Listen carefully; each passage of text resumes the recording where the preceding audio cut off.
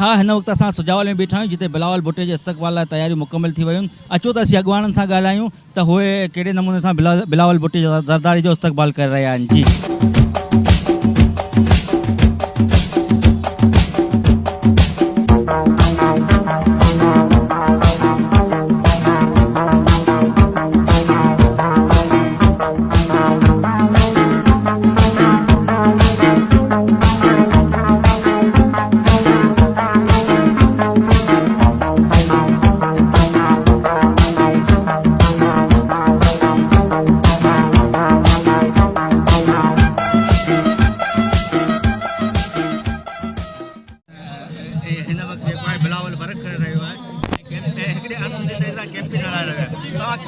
तव्हां हिते जे माण्हुनि जो पुरजोश हुजूम ॾिसी जज़्बो ॾिसी तव्हांखे जवाबु मिले पियो त अॼु बि पीपुल्स पार्टी कल्ह बि पीपुल्स पार्टी हुई, अॼु बि पीपुल्स पार्टी ऐं चेयरमैन बिलावल भुट्टो जॾहिं निकिरंदो मैदान ते त तव्हांजे साम्हूं त हिन खां वधीक पीपुल्स पार्टी सीटूं खणी ईंदी।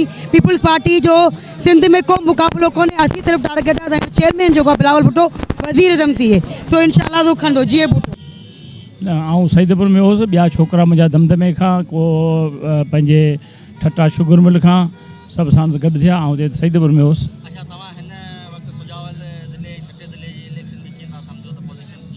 जॾहिं इलेक्शन थींदियूं पोइ पाणे फ़ैसिला थींदा, वॾा कंदा बाबा। जॾहिं इलेक्शन थींदी तंहिंखां पोइ त ख़बर पवंदी न कहिड़े इलेक्शन में अचनि था, कहिड़ा फ़ैसिला थियनि था, उन ते हलंदासीं सभु। ठीकु आहे।